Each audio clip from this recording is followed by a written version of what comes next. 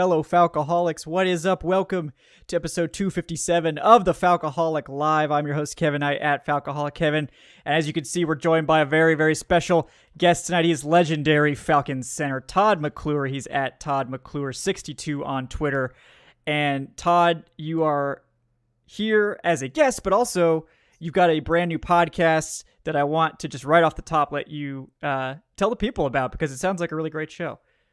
Yeah, absolutely. You know, I've been kicking around, and what I miss most about football is the guys. I miss the locker room. So the name of my podcast is The Snapback with T-Mac. We're on all platforms. Just got started a couple weeks ago. I have some old teammates lined up, some good guests, and we're going to have fun with it, see where it goes. You know, talk football, talk old locker room stories, and just our time on the field. Going back to my LSU days through my Falcon days, and just having a good time with it. So thank you guys for having me, and for giving me the opportunity to put that out there to your audience. Oh, absolutely.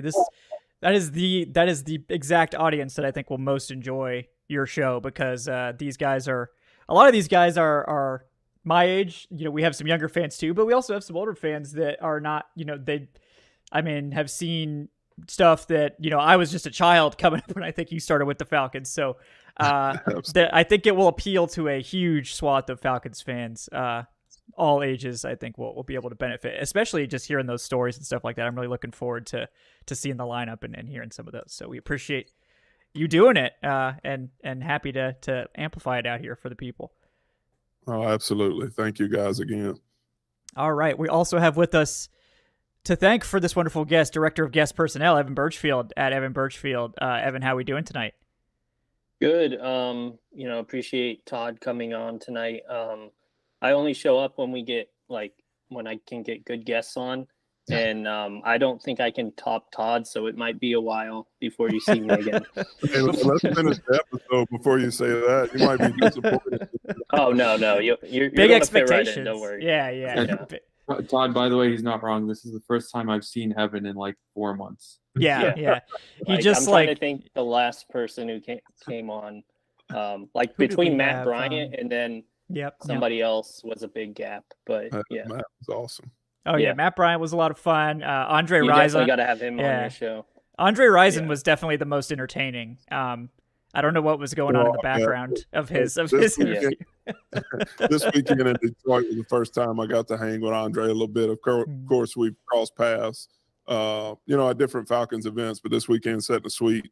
Got to watch the game with him in Detroit, so that was pretty neat. He's a legend, Bad Moon Rising, and right now they got him on TV fighting Dion all the time, showing that clip.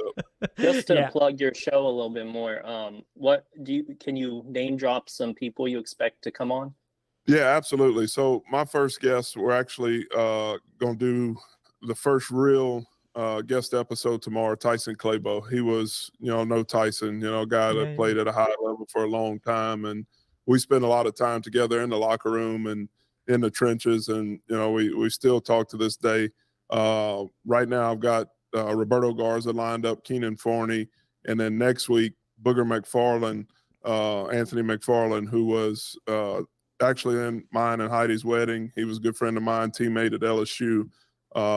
So he's coming on, and we're going to talk old times and talk about football. He talks a little bit of football in his daily life, so he'll be a good guy to have on, and we look forward to that.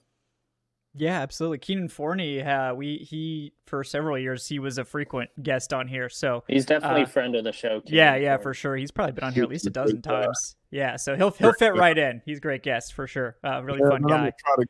I'm gonna try to get Matt Ryan, of course, pretty soon, but I know his schedule's pretty busy with everything that he's got on and everybody throwing his name in the hat for quarterback that's out there, So it might be this off season, but I'm gonna try to get him on at some point. Yeah, the big fish. Yeah, Evan's been working that one for years. I feel like he might have a few more years to go. That's literally like the white whale. That's never going to happen. But we'll keep trying. There you go. He's a hard guy to get up to, Yeah. Well, I mean, when you're league MVP and best quarterback this team's ever seen. Dude. A lot of people trying to talk to you. So Matt deserves a little peace. Maybe we'll let him enjoy retirement for a couple of years before he comes on. Maybe future Jets quarterback Matt Ryan this season. I wouldn't rule it out. I think he's getting paid too much money to sit on the couch. So let him have his peace. Yeah. Well, guys, as you can see, we're also joined by Adnan Ikic tonight. He is at Say Which Way on Twitter. Adnan, how are you doing tonight?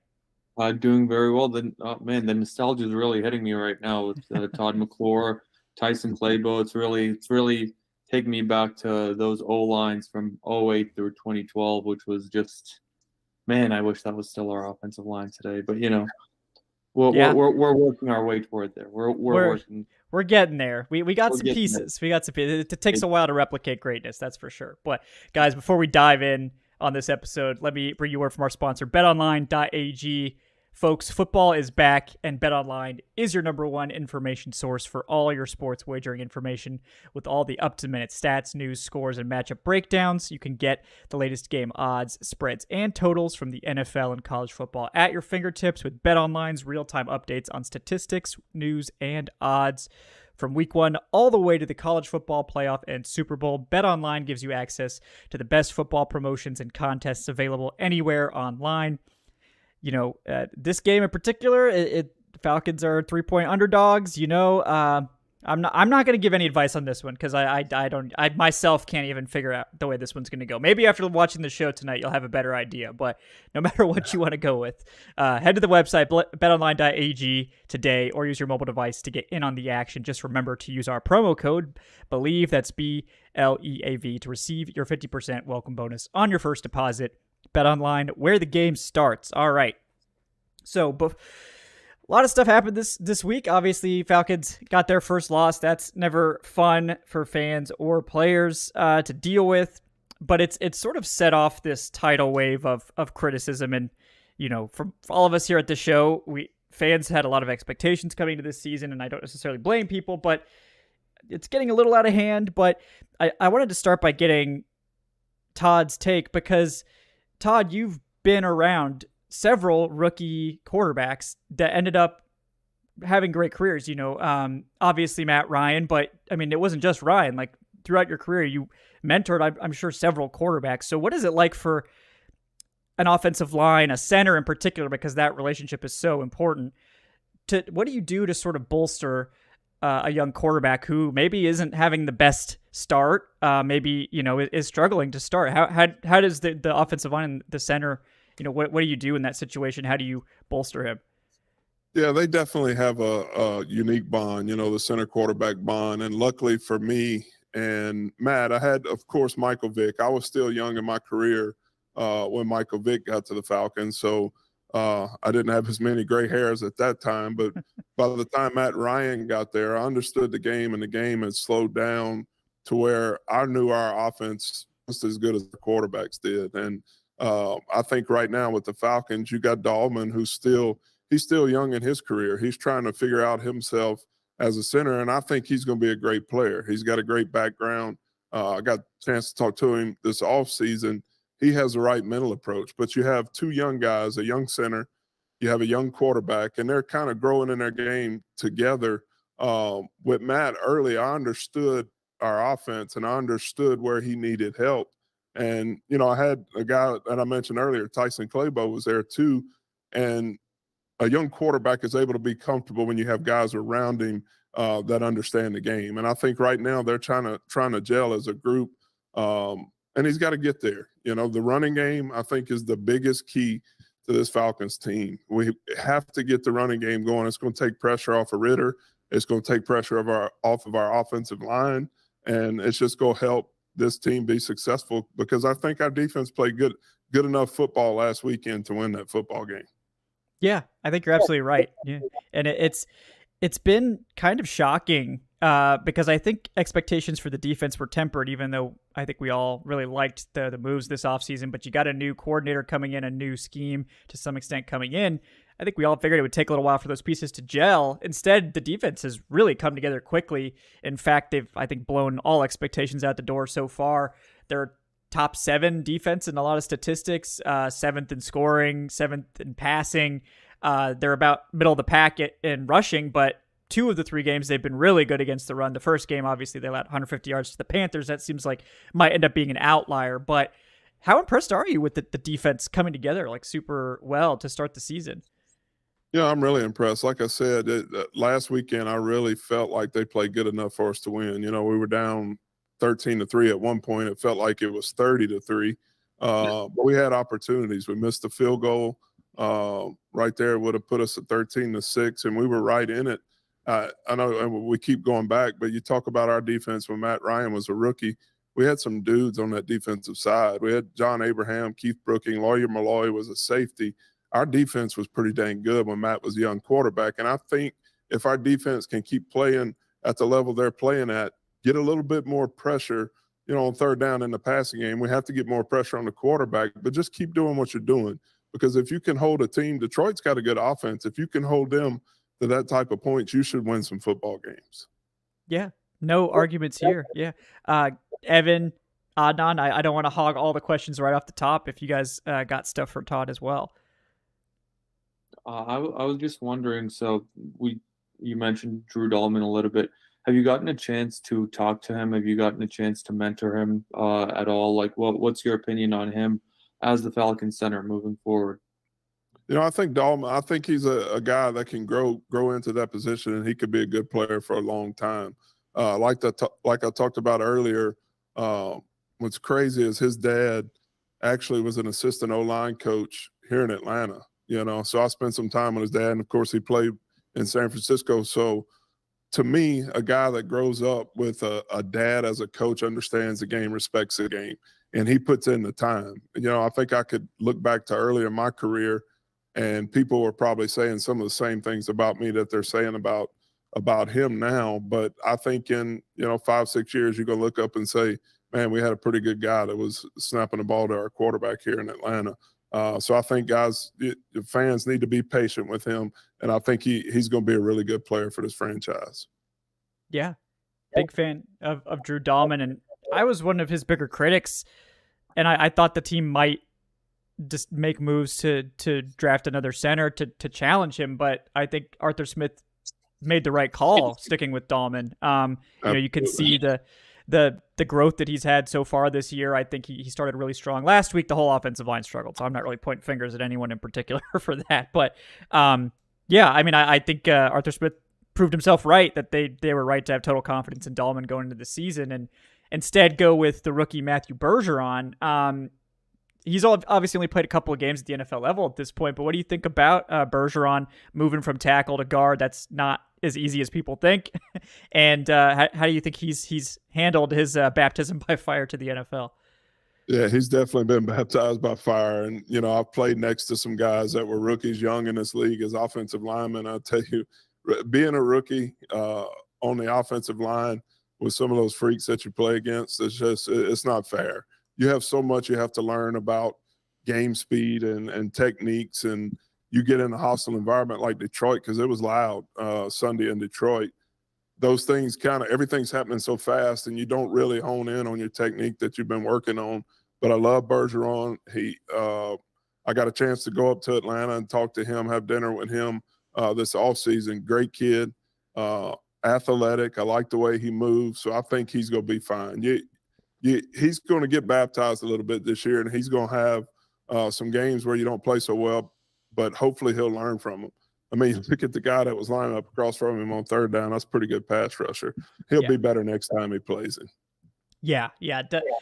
It's been sort of a murderer's row for the Falcons, and it doesn't necessarily get any easier this week against Jacksonville. They've got some guys up and down that defensive line too, but I was really impressed with, I think the Falcons' toughest test might have been the Packers, and I thought they actually played their best game against the Packers front. So I think it's been inconsistent so far, but I do have faith that there will be improvement because we've seen, especially from guys like Jake Matthews and Chris Lindstrom, like you have a ton of faith that those guys are going to get right. It's not going to be a long-term problem. I know most fans are concerned about Caleb McGarry, who I thought last year really took a step forward, especially as a pass protector, got a lot more consistent. This year, it seems like it's been some struggles for him. I don't know if you've had a chance to watch his tape at all. What do you think has been the issue so far with McGary's struggles outside? Guys, I'm not going to claim those guys that play that tackle position, you got to be really good. Yeah. When I get Claybo on here, he could talk a little more in depth about that. But the offensive line in general, I don't think people realize how hard it is when you go on the road. Like, say you go on the road to Detroit and you have that crowd noise and you're trying to operate on a silent count or not being able to hear the snap count, and you're going off of the ball moving, and then you got to speed everything up. And I think that what played in a little bit this weekend to our guys being a step behind. And I think going to Jacksonville, I don't think crowd noise is going to be near of a problem this week. I think those guys will settle in. I think Desmond will settle in. We'll get the running game going, and hopefully he can hit some of those early throws on early downs this week. Yeah, no, I think it's also like a chemistry thing. And, this was something that I think was a little bit unfairly criticized, but that there was a lot of fans clamoring for the Falcons to play the starting five more in the preseason. And you've played on teams that played a lot of preseason and teams that probably didn't play as much preseason. What's your take on whether those preseason reps matter a lot in terms of getting a starting five ready to go for the first couple weeks of the season? Man, I can tell you that chemistry on the offensive line is something that, is very valuable. And the only way you can get that chemistry is being on the field together. But it's a balancing act. You don't want to put guys out there in the preseason and then they get hurt, and then you have somebody out during the regular season that's maybe not quite as good as a guy that you try to get a few snaps with in the preseason. So those guys are going to get better, as the season goes along, because you have the talent there. And I think you have the right guys, Bergeron, and then you got Matthews to the left, and you got Dahlman to his right. Guys are going to bring him along. And the more snaps they get, the better they're going to get, and the more confidence Desmond's going to get to step up in that pocket and get the ball out on time. Yeah. No, go ahead. I would just like to note that we were very pro starters playing in the preseason this year, but that's the only time I'm gonna bring that up as a sort of a victory lap, But I am wondering, and this is sort of unrelated right now, and I know we'll probably get more questions regarding Todd, regarding your career as a whole. I was just curious. You are one of the rare people that blocked for both Matt Ryan and for Michael Vick. How different is it? How different is it blocking for a guy with 4.2 speed, 4.29 speed, and Vick, who likes to get out of the pocket, who likes to run, versus a traditional pocket passer like Matt Ryan was, throughout his entire career? Or is it, as a center, is it more similar than what we imagine? No, it's not similar at all. You had Michael Vick early in his career, and you didn't know where he was going to be in the pocket. Sometimes it was a good thing because you might get beat at the line of scrimmage and Mike could do some magic in the backfield and make guys miss, but he was never going to be in the same spot. The good thing we had when Mike was playing was the bootleg. We had Warwick Dunn, we had TJ Duckett, and we ran that zone scheme, and we had Mike Vick bootlegging out the back. So that backside defensive end, he had to make a decision. That opened up some things in the running game. But, so with Mike, he was never in the same spot in his pass drops. Matt Ryan, you knew where he was going to be. If he was going to be at 3 steps, if he was going to be at 5 steps, he was going to be at that same spot in the pocket. The thing about Matt, the ball was going to come out the majority of the time on time. He knew where his receivers were going to be. Spent a lot of time with those guys, especially, when we were hitting, when you had Roddy and Julio and Tony Gonzalez, the ball was coming out. You knew where Matt was going to be, but it's not as easy. It's 2 different styles, and you have to change up your approach on the line of scrimmage based on who you have back there behind you. Which one did you prefer? Which one did you enjoy more? It's like asking you to pick your kid. Yeah, your favorite kid. No, man. I had great seasons with both of those guys. Played in the NFC Championship game with Michael Vick, played in the NFC Championship game with Matt Ryan. 2 guys that benefited my career, my family. I respect both of those guys, and both of those guys were great teammates and great Atlanta Falcons football players. Yeah, two of the greats. Certainly, we were spoiled with that quarterback play for a little bit there, and I think that's led to kind of a bit of a very harsh reaction where the Falcons for the last couple of years have actually had to get by without Matt Ryan or Mike Vick for an extended period of time and go to, first of all, kind of a bridge quarterback in Mariota, who we all knew was going to get a chance here, but was probably not going to be the starter past year. And now going to a really young developmental guy in Desmond Ridder. So I think the way Matt Ryan took off and immediately hit the ground running as a quarterback, far from perfect, obviously, but had that success and the Falcons were immediately a playoff contender. I think it's kind of shell-shocked fans a little bit to where they're not used to having to develop a guy. What do you think about Desmond Ridder's play so far? Obviously, we're just 7 games in. It's extremely early, but there's a lot of fans that are ready to jump off the cliff or say that Ridder has already proven that he can't do it. I obviously think that's ridiculous, and I'm sure you do too. But I'm curious your take, because I think it takes time for these guys, and he's still a really young guy, but I'm curious. You've been around it quite a bit in your career, so what's your sort of thoughts on that? No, absolutely. We knew with, of course, both of those guys you mentioned with Mike and Matt. I think with Matt, I knew in OTAs and minicamp, his knowledge and his understanding of the quarterback position or offense was just off the charts. And the respect he commanded from our huddle and veterans that have been playing the game, some of them, 8-10 years, they were like, this dude knows what he's doing. Whereas Mike didn't spend as much time in the playbook, but he made plays on the field. Desmond has a ways to go. I think he has the ability. It looks like he has the mindset, but the NFL, you have to go produce, and I think you start getting into week 4, week 5, week 6, and your throws aren't online, you're not putting up the numbers that you should, then people start to question, can this guy really take this franchise where we want to go? And I think it's valid questions, because I think, you got to look and say, do you think this guy can take us to a Super Bowl? And I think Desmond has to do some things in the next few weeks that shows he's making progress there. Absolutely. Yeah. Yeah. I mean, I think it's twofold. Yes, it hasn't been long enough to make a definitive statement, but also that he's not beyond criticism or reproach and does need to show improvement every week. But more that, don't guys, we're 2-1. Everyone needs to tamp down absolutely. A little bit. What'll help Desmond Ridder more than anything is the running game.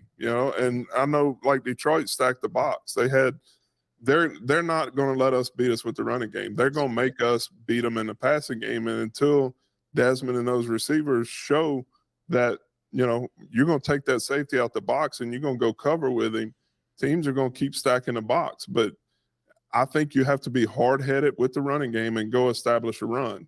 We have the backs, Robinson, that can make guys miss. If you have an extra guy that's unblocked, he can make a miss. So keep feeding that guy, and let's see what'll happen. Yeah, and I think last week it was a little bit odd against the Lions that we didn't run the ball more. I think they wanted to attack what was Detroit's perceived weakness, and I think was Detroit's weakness on paper, which was the pass defense. They just lost C.J. Gardner-Johnson, who was sort of like the backbone of that pass defense for the season. Kirby Joseph, their young safety, who had been playing really well, he missed the game, and I think there was a decision to try to attack there. But I think you're absolutely right. Like, it regardless of how good the opponent's run defense is, we saw last year that this team can run on anybody at any time. Right.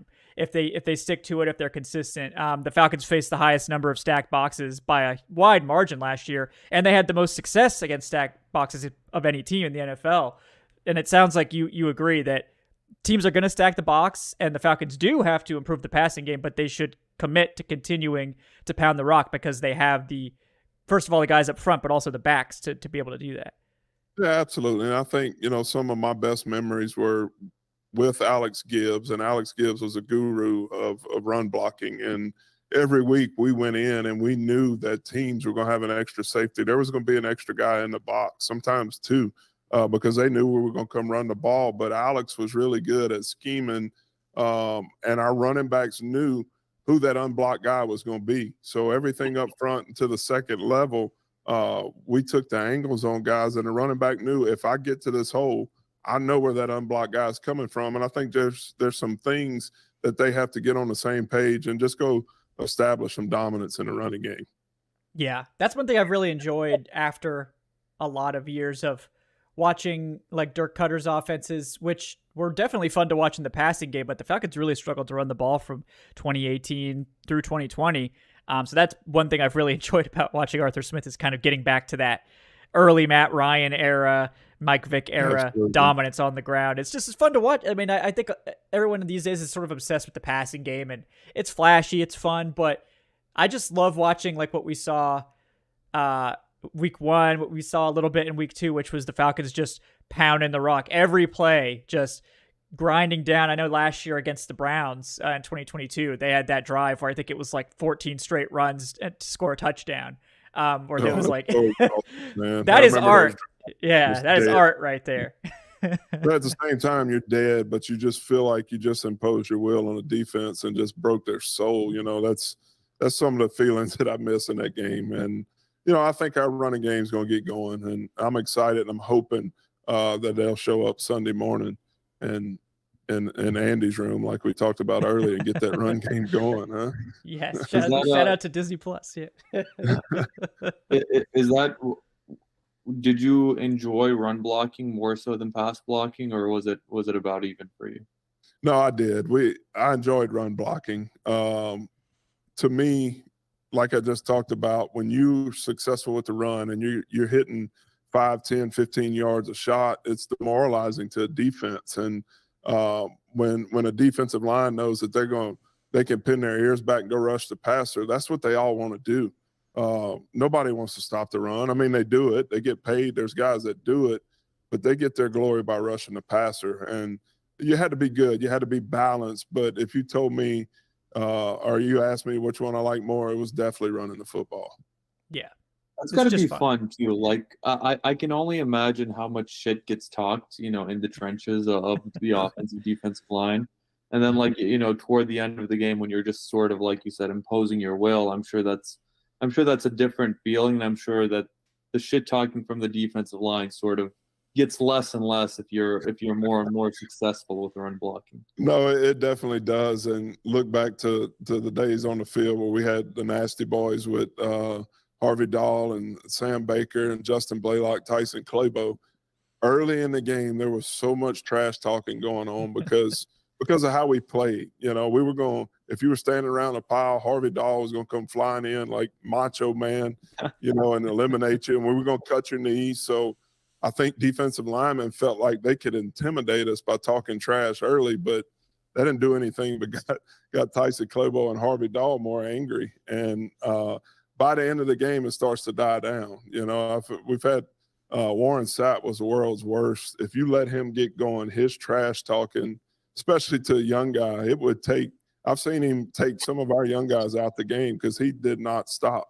And I hated hearing him talk trash because he would not shut his mouth.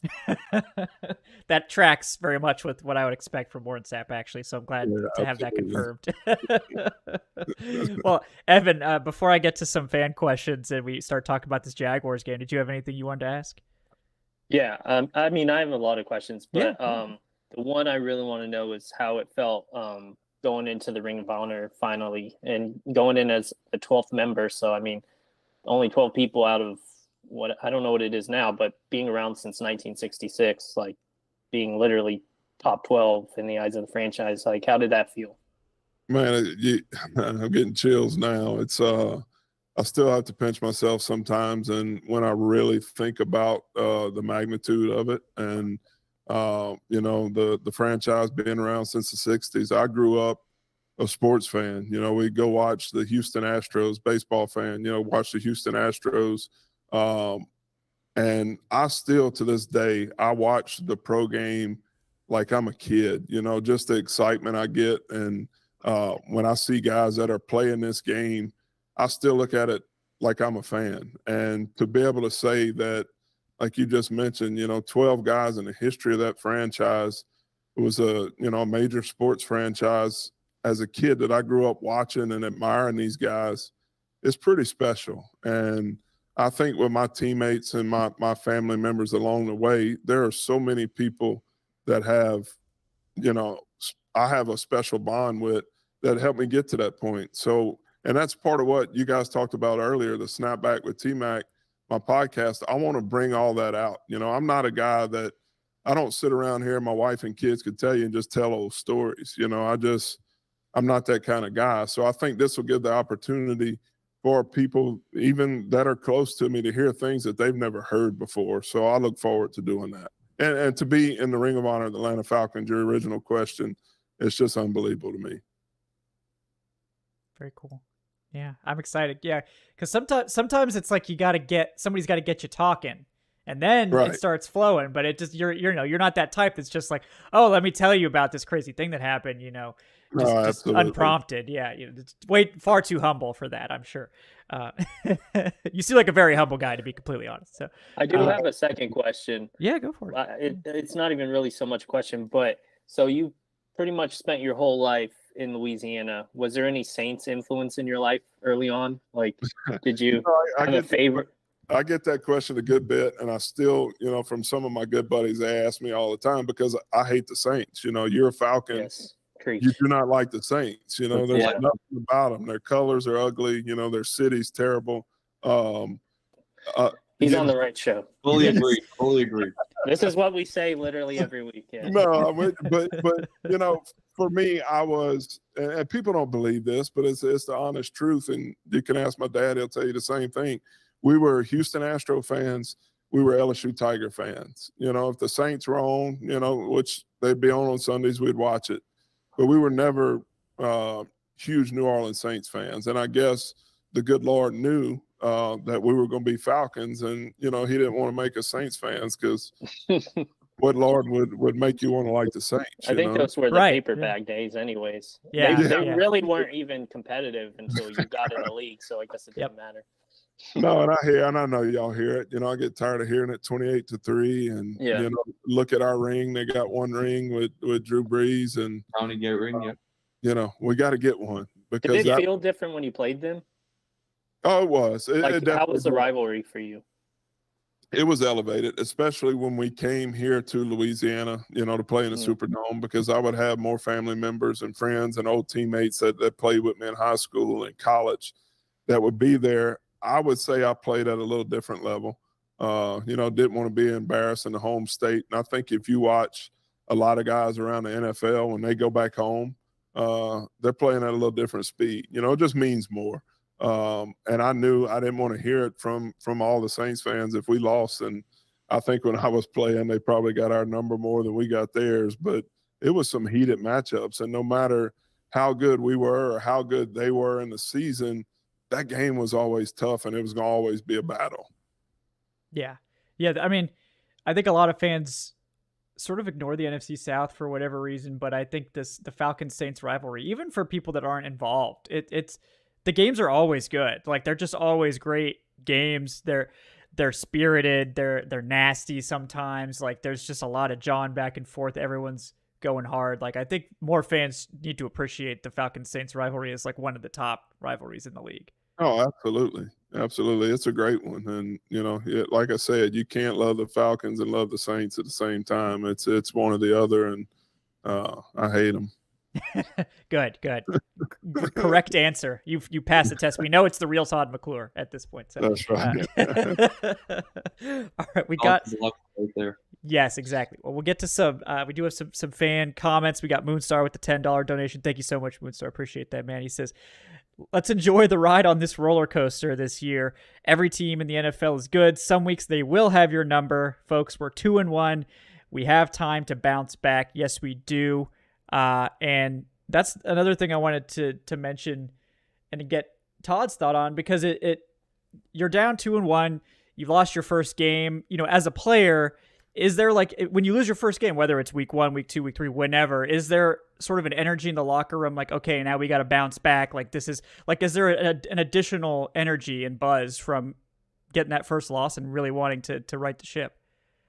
No, there definitely is, because you look back if those first two games, there were some things that we did, and during my playing career, it was the same. You go win a game, whether it's by 1 point or it's by 30 points, there's some details that get swept under the rug and some things that critics and fans that they don't bring up because you got the win. And when you lose a game, all those things are brought out, So as a player, you got to kind of block the noise out a little bit, but you have to be realistic and see the reasons why you didn't win the football game a few days before.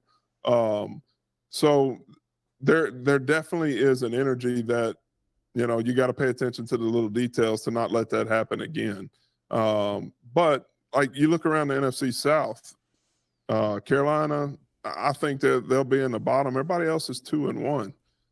New Orleans, their quarterback just went down. You don't know what you're going to get out of Jameis. I like what Mayfield's doing in Tampa, but they're beatable. So you just got to go win some games, and I think the NFC South will be up for grabs. And like what I talked about earlier, those matchups between those teams, they're going to be good ball games. You just got to go make the plays in those games. Yeah, absolutely. That's what it comes down to. And you go back, week one, obviously Falcons get that double-digit win. That's nice to see. They really pulled away in the fourth quarter. Against the Packers, again, it comes down to just a few plays. And even though I think in that week 2 game, the Falcons pretty handily outplayed the Packers, especially from a yardage standpoint, because of a couple misfires in the red zone, things like that, they end up only winning by the 1 point, and it takes a heroic Desmond Ridder comeback, which I think has probably been the best thing we've seen from him so far, was that fourth quarter comeback against the Packers. And then again, against the Lions, you mentioned a couple of plays where you get the missed field goal. You have that fourth down opportunity deep in Detroit territory where if you convert that and you get points off that drive, you're almost tied. You're within a few points, right, and it's a completely different ball game. Yeah. You had the one play with Laporta where he broke free, and I don't know if it was a blown coverage or what, but I mean, everybody talks about it all the time. An NFL game comes down to 2 or 3 plays, whether you make them or you don't, and that's going to determine the outcome. We got to go make those plays. You got to be on the winning side of that equation more times than not if you're going to have a successful season. Yeah. We had 2 questions, one from Jason Gaines with the $4. Thank you so much, Jason. And one from Corey with the $5 that just came in. And they want to know about Alex Gibbs, very famous offensive line coach, one of the best, if not the best offensive line coach in NFL history. And basically they want to know, what did Alex Gibbs really mean to you? And do you have any cool Gibbs stories or anything in particular you want to share about your time with Gibbs? Yeah, absolutely. He was an asshole, just to be honest with you. But he was a guy. He was a guy that understood the offensive line game and the running game more than anybody I've ever been around. When he came in, he had a track record, and he taught all of us how to be tough, how to be physical, and how to finish to the whistle. Funny thing about Alex was he was a guy that was hard on you, but once a week we would go in on Thursdays and he would have, I forget what he called it, but we talked about life. He was hard on us during the week, but he loved on us when he needed to. But on Thursdays, he would ask everybody, go around the room, what are you going to do when your football career is over? He would make guys start thinking about those things before it ended with them. He had been around the game for a long time. And before he left, we went and bought, they called him the little chief. It looked like a little Indian. And we put the Indian statue and we had it on top of our ice chest in our offensive line meeting room, and it stayed there for years after he was gone. He was that much of a legend, and he had a huge impact on my career. Yeah, I love that description. But that's how it is. I mean, especially in the offensive line, it's a tough position. The offensive line, I think, is so unique because you could have 60 great snaps and 1 bad one where the quarterback gets sacked and fumbles. And then after the game, no one's talking about your 60 snaps where you won. They're talking about the one where you lost. And you flip around to a defensive lineman, he can have 60 terrible snaps and 2 good ones, and, he's all world. But that's the nature of the business. And, guys, and when the offensive line, when they're not talking about you and they're not criticizing you, you're playing well. When the critics come out, you're struggling, and you got to learn how to cut that down a little bit.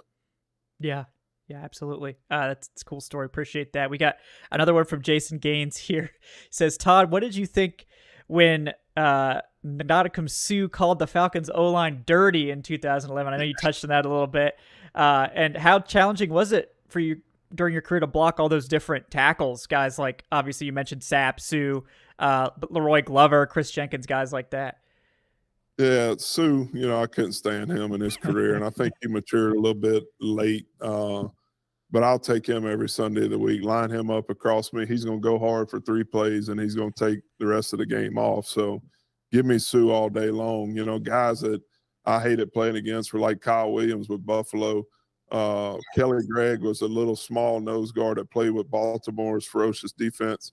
Guys that had motors and that made me work every play. Those were the guys I struggled with. Guys that just didn't stop. But you get guys that are going to go hard and rush a pass for 2 or 3 plays. Give them to me all day. I'll line up and I'll block them all day long. Let them make their 2 or 3 plays and whoop them the other 70. Yeah, I mean, I think that's a great point because, again, like you said, it's a long game, and while those couple of plays matter a lot, usually the team that makes the majority of good plays is the one that's going to come out ahead at the end. Usually, sometimes things don't go your way, but that's why we love the NFL, because you don't really, can't really predict it. Sometimes things just go sideways. Scripted. I've been seeing some commercials that it might be scripted.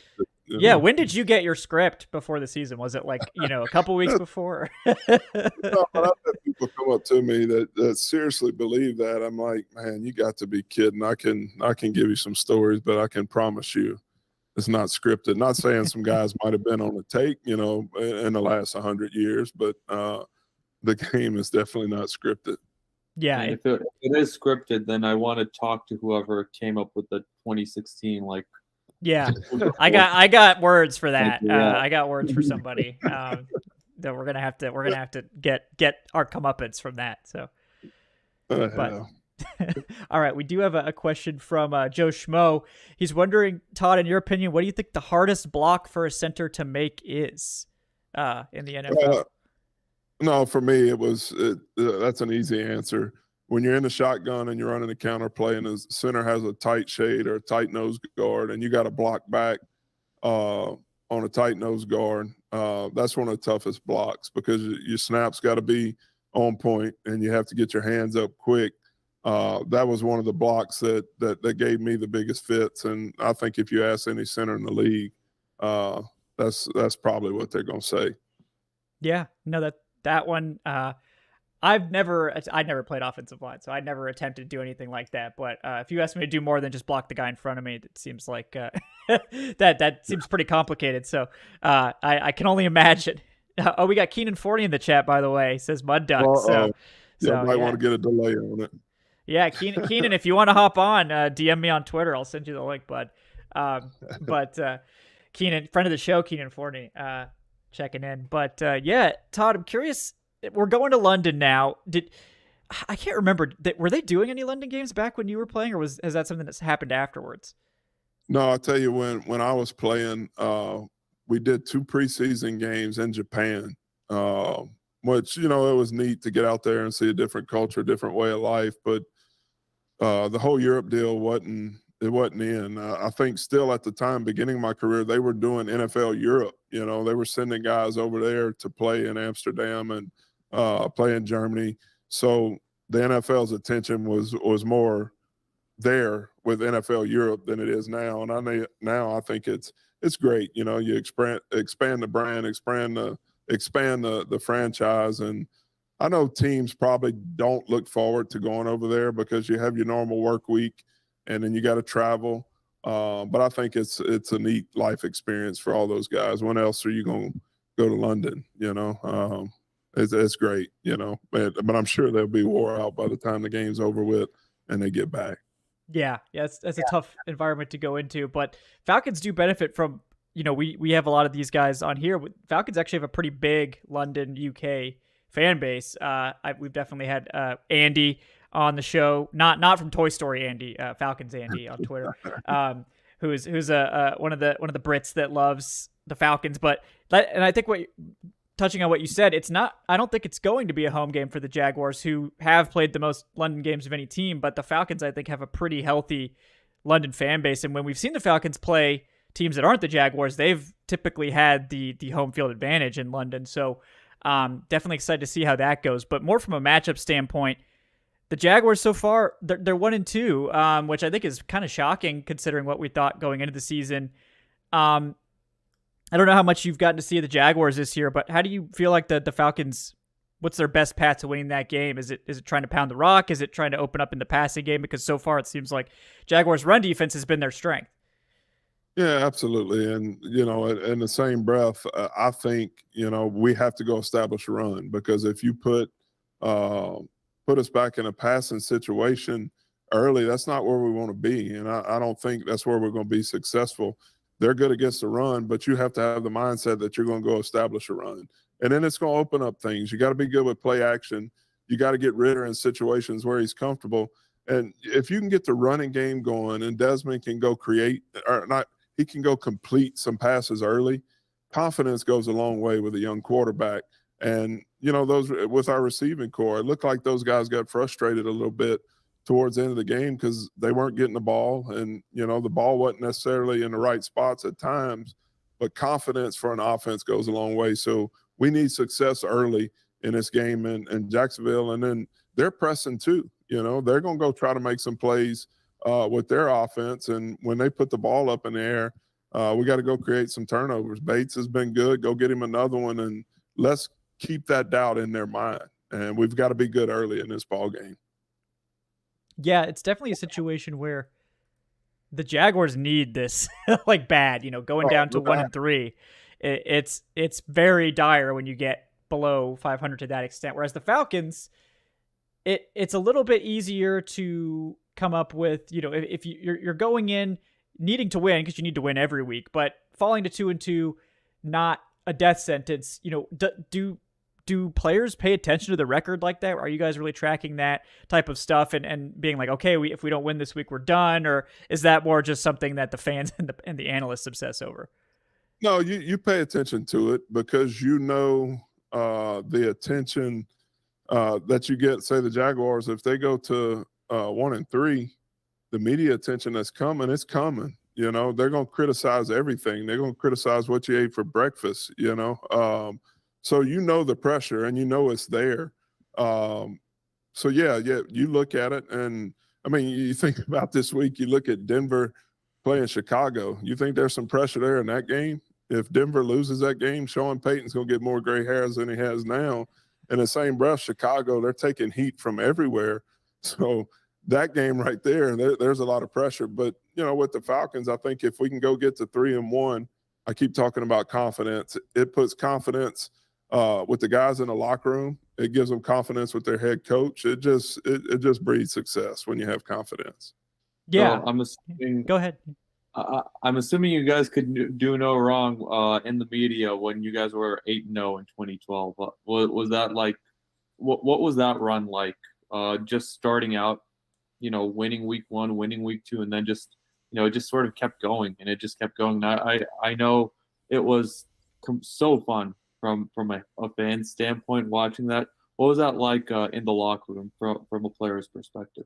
No, it was unbelievable because, like I talked about, you don't have the critics, you don't have the negativity, and everything you do is great. I don't think I ever had a time in sports that compared to that run. 8-0 in the NFL is tough. And you look at, just to compare it, the Eagles last year, and I know it's well documented now with the Kelsey brothers, their deal, which is unbelievable. I love it.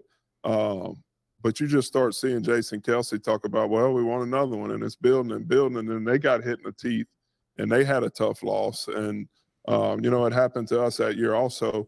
So you get brought back down to life a little bit, and you start to look at the things that might have been getting swept under the rug during those 8 wins that you need to get better at, and you fix those things, and you're able to go on and have a successful season.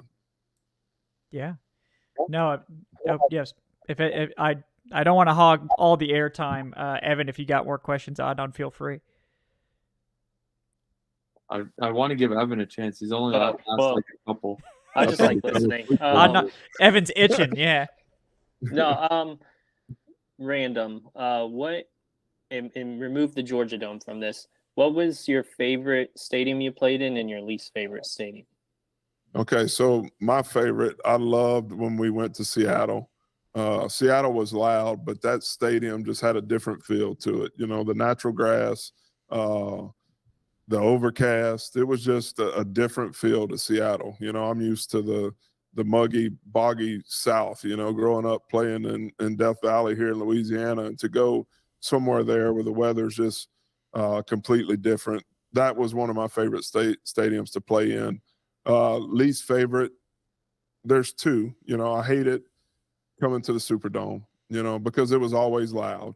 I can't tell you how loud it got at different times in that matchup, and it just makes it hard to execute.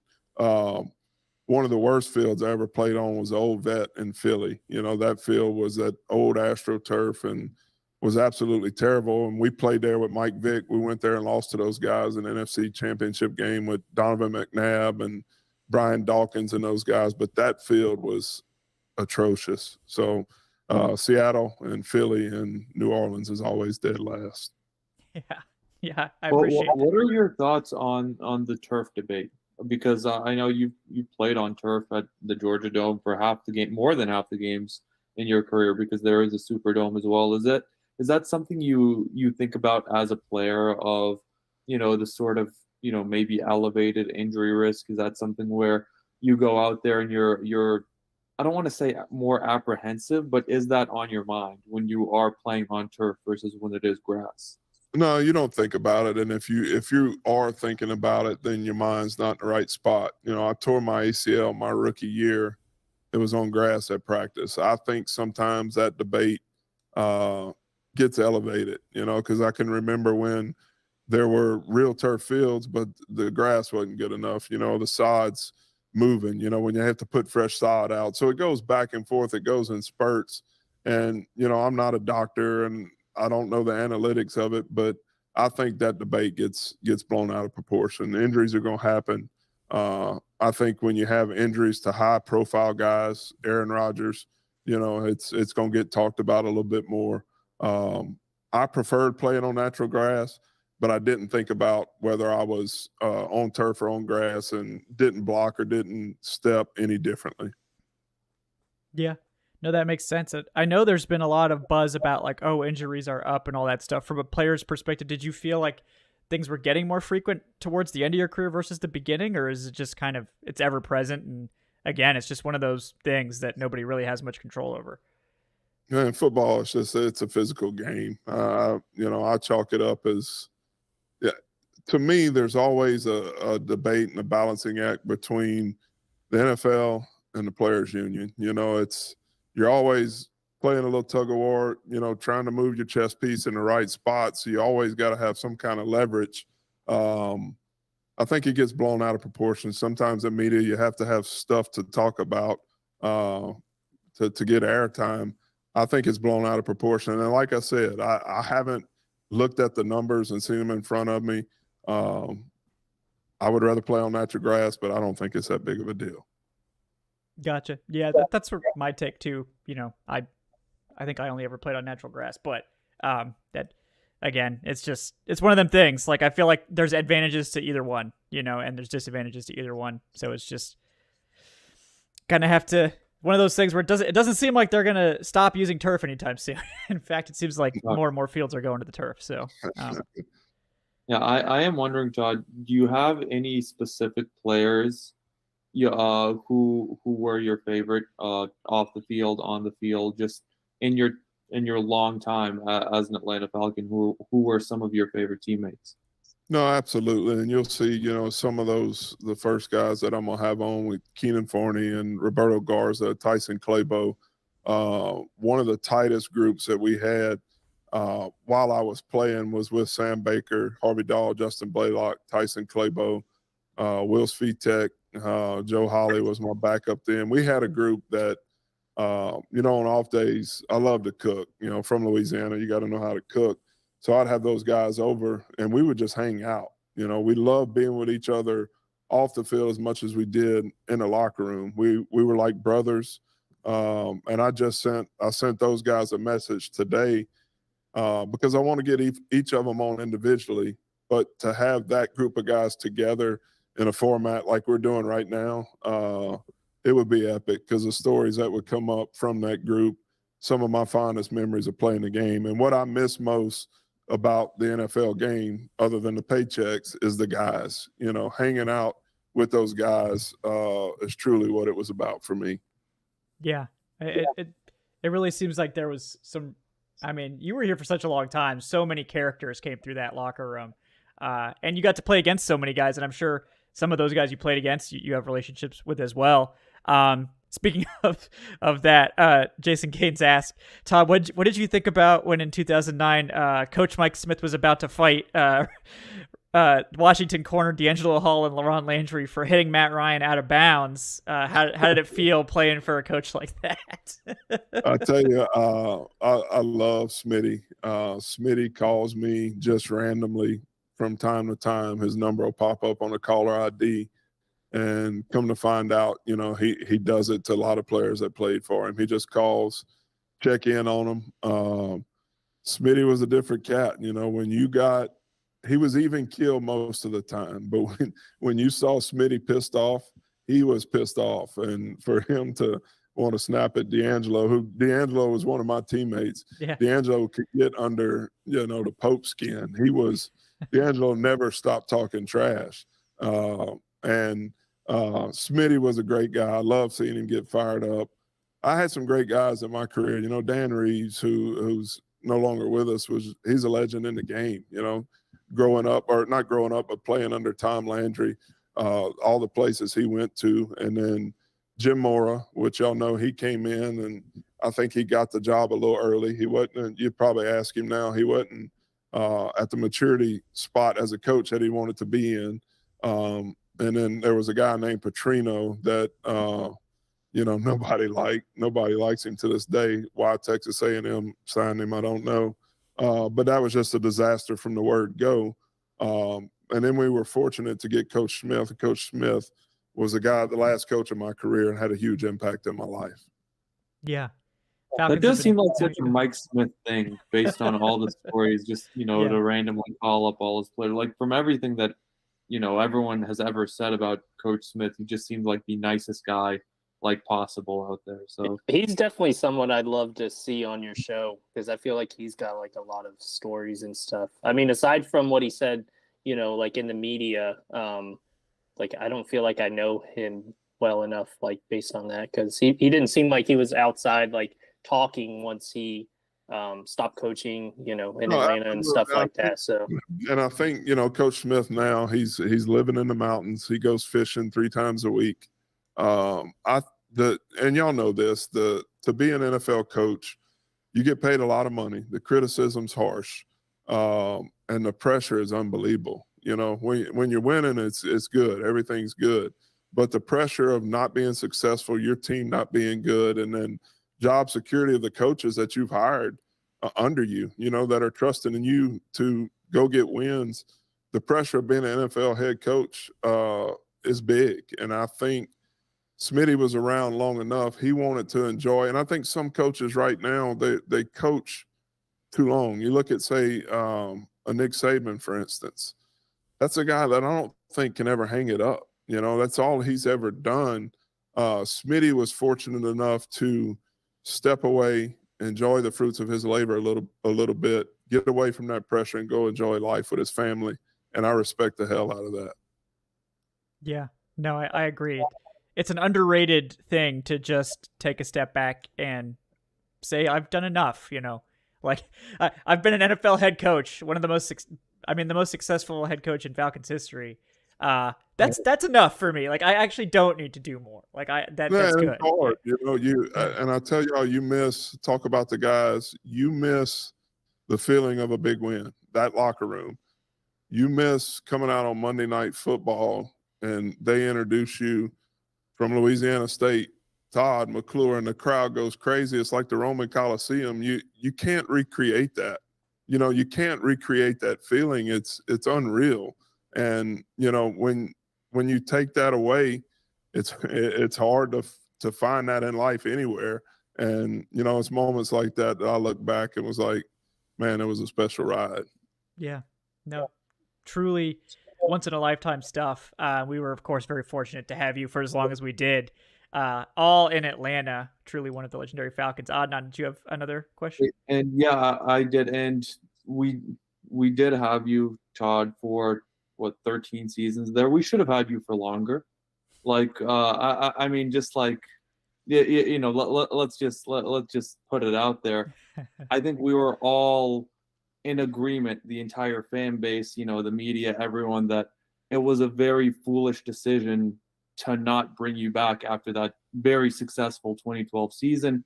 I don't think anyone really, you know, knew what Thomas Dimitrov was doing with that specific decision. I don't think he knew what he was doing. Yeah, and I mean that was one of those things where it was just like that was just incomprehensible to a lot of us. I'm pretty sure you did, like, you had to have had like a lot of offers on the table. What was that, just a decision where it was, you know, it was going to be the Falcons or nothing for you? Well, to go back to that point, that's kind of what I'd come to in my mind. I wanted to play one more year, and I would have played for peanuts and a Coca-Cola. You know, I just wanted to be back out on that field one more time because of where we stopped in 2012. We were 16, 18 yards from going to the Super Bowl. I mean, I could see the goal line. I still see it right now at night sometimes to get to the Super Bowl, and that was my last snaps of my NFL career. I wanted to play one more. I wanted to be in Atlanta after week 2 or week 3. And I don't know if I've even told this one. I get a call from the Falcons, and it's not even Thomas. It's one of his minions that calls me and asks me, "Are you in shape? Would you be ready to come in for a workout?" And I'm like, "Yeah, I'm ready to go." Well, I didn't hear anything else, you know, from anybody. Not, you know, no, we're not going to bring you in. You know, I just spent 14 years of my life dedicating blood, sweat, and tears to this organization, which I'm not bashing the Falcons. I don't want y'all to think that. I love it, but just trying to bring y'all back to my mind at that time. I didn't feel like it was handled the right way. Yeah. You know, and you look back and Thomas, you know, I think he undervalued guys in the locker room. You know, I think there was times when, and me and Tyson Klebo talk about it all the time, we could have told you where the players were going to make the team within the first 3 weeks of training camp. And sometimes draft picks, they get more time, but we could have told you this guy's he's not going to make it. He's not going to cut it. Cut ties, go ahead, find somebody else. But sometimes those draft picks get extra time because the GM and the scouts have to validate who they told the owner, this is the guy you need to go take, you know. But it's part of the NFL. It is. And like, not to make this a dart throwing session on Dimitrov, but you're not the only we could. one. I mean, yeah. We had some takes. This is before we were doing the show, so yeah.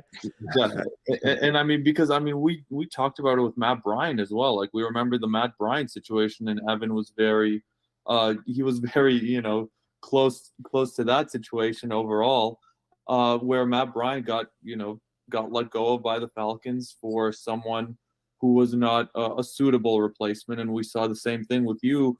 And, you know, this was years later. And then Matt Bryant gets a call, and, you know, he gets, you know, I think $3 million, or he gets like a bigger contract, comes back.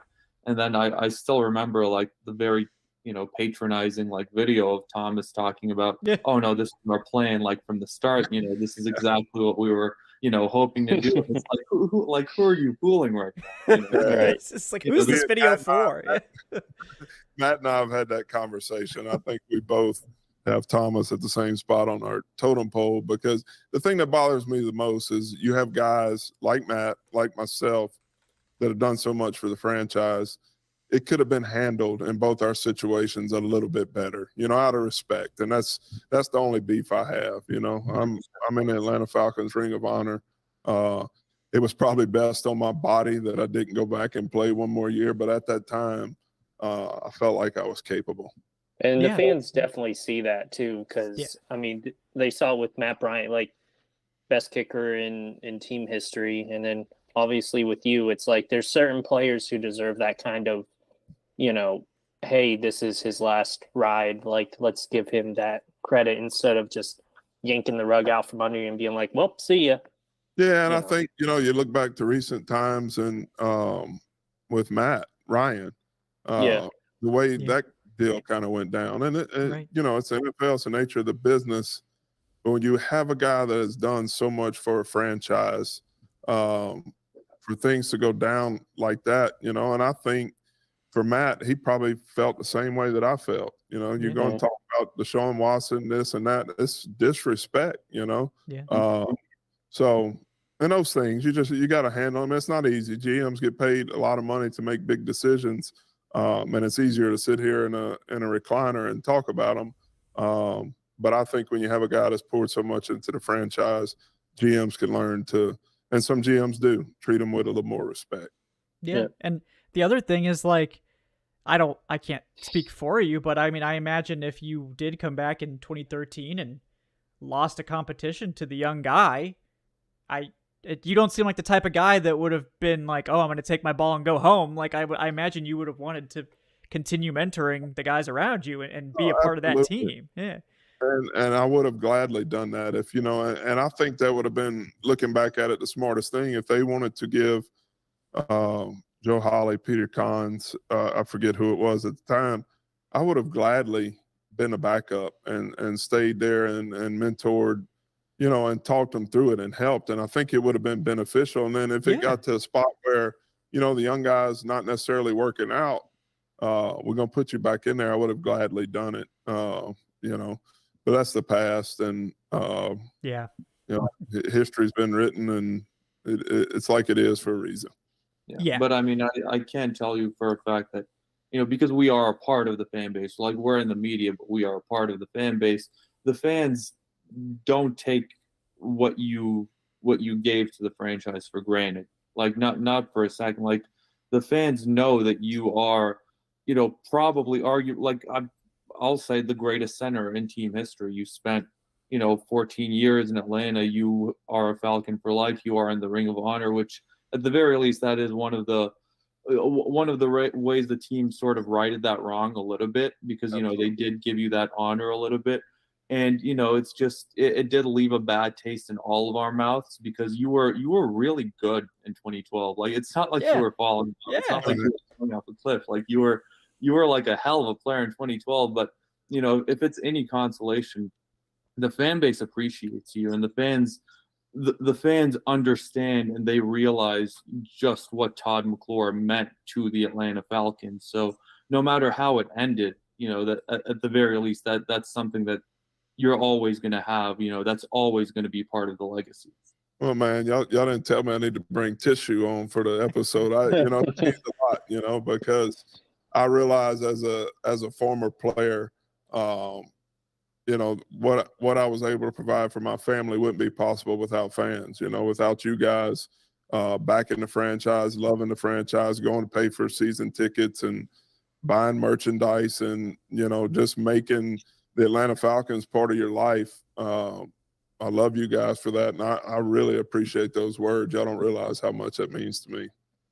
Well, absolutely. You deserve all of it. Yeah, I mean, it's we're fortunate to have you on. Definitely, also, as your podcast so cool. keeps going, you're gonna hear more about it anyways from fans, you know, watching and commenting on it. So and you guys feel free, man. This won't be the last time, you know. We haven't done it before, you know.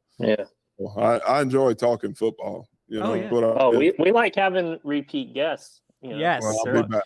You're welcome anytime, There's only so much Todd. you can cover in an hour or whatever. Yeah. We don't want to keep you here for the 6 hours it would take to get through probably everyone's questions. But I'll be back. We'll parcel it out. We'll split it up. We got to leave something to the imagination for the viewer. You know, we can't do it all at once. We got to tease it out over time, right? 17-game season essentially. But we have one final question from Moonstar.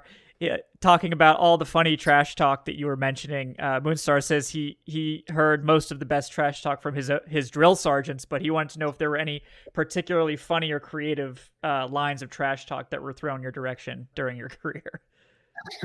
Yeah, I'll give y'all one I laugh about all the time, and this my wife's sitting here saying don't curse, but it's okay on this program. It's fine. Yeah, we were playing in Tampa, and I wish I could go back to what game it was, but we were up and we started talking trash, and Sapp had not shut up the whole game. And we were dominating them with the running game, and we're talking back, And I forget what I told him, but he looks at me and said, "Hey, McClure." I said, "What, man?" He said, "What you doing in January?" I was like, and we weren't going to the playoffs that year, but we were beating them in that game. I was like, "I don't know." He said, "I'll be sipping on pineapples and hoes in Hawaii while you're sitting at home in January," you know? So that's Warren Sapp and just different things like that. And then just so many guys, you know. I've got stories. Reggie White talking to Travis Clarich, and we'll get into that. There's your teaser. We'll get into some of that on the time I come on with you guys. There you go. Yeah, that's a great tease. You're learning the tricks of the trade, Todd. You got a future ahead of you in this business. Yeah. Well, guys, thanks to everyone so much for watching. If you enjoyed this episode, please do like, subscribe if you haven't done so already. Leave us that 5-star review on your podcast platform of choice. Today's show, once again, was brought to you by BetOnline. Before we sign off, want to, of course, thank our wonderful guest, legendary Falcons center, Todd McClure, for his time. Todd, it was amazing. Great time. Just so much fun talking to you, getting to know you a little bit better. Guys, he is at Todd McClure 62. And again, tell the people about your podcast and where they can find it. Yeah, the Snapback with T-Mac, all major platforms. You can check us out. Our YouTube page is getting up and going. We're on Facebook, Instagram, and I told the guys last night we might even have a MySpace coming and OnlyFans. So check us out. Yeah, there you go. Yeah, we have a secret OnlyFans too. Yeah, it's for editor-in-chief Dave Choate. It's for only the most exclusive. I hear that. No, yeah, but so. you know, it's pretty easy. Type it in, a Snapback with T-Mac. Y'all can find us. No new pictures. You know, I always have my clothes on. Yes. That is for the deep supporters on Patreon. That's you have to pay exclusive. for that. Yeah, that doesn't come for free. That's later. You got to build up the anticipation for that. Yeah, that's right. Todd, thank you so much. Also want to thank, of course, Director of Guest Personnel Evan Birchfield for setting this up. He is at Evan Birchfield on Twitter. Evan, anything else you're working on you'd like to let the people know about? No, not really. Just thankful for Todd and for his wife for letting him come on. Make sure to go subscribe to his channel, obviously. And there's going to be some good stories coming that way. I'm excited to listen in. So, but thanks again for coming on. Thank y'all for having me, man. Thanks for staying persistent. And I'm going to be back. I enjoy doing this. Love talking football and love doing it with Falcons fans. You guys are the best. Thank you so much. We appreciate that. And, of course, Adnan Ikic, co-host at Say Which Way. Adnan, anything else you'd like to let the people know about before we sign off? I'm just going to plug the Falcoholic.com. Just in general, we're all doing really good work on there with pre-game coverage, during game coverage, post-game coverage. Just, check us out. And I will echo Evan and Kevin's sentiments that, big thank you to Todd for coming on. It was a very fun conversation. We all really enjoyed it. So, thank you so much, Todd. Thank you, guys. All right, folks. Thank you again for tuning in. We will be back. We'll have our Falcons versus Jaguars game preview coming out on Friday morning. So look for that. And then we'll be back, of course, I guess bright and early on Sunday for the Falcons versus Jaguars post game show. And definitely check out Todd's pod. Maybe that's a backup name if there's ever any contract issues. Todd's pod. So. My kid said something like that. Tyson Claybo got on me for not doing something with mud duck. He was like ducktail. Yeah, it might be some copyright there. Yeah. So many opportunities though. There's just a lot of good ones out there. I think you picked a good one as well. But guys, thanks again for watching. We will see you next time on the Falcoholic Live. Thanks again to Todd. We will see you next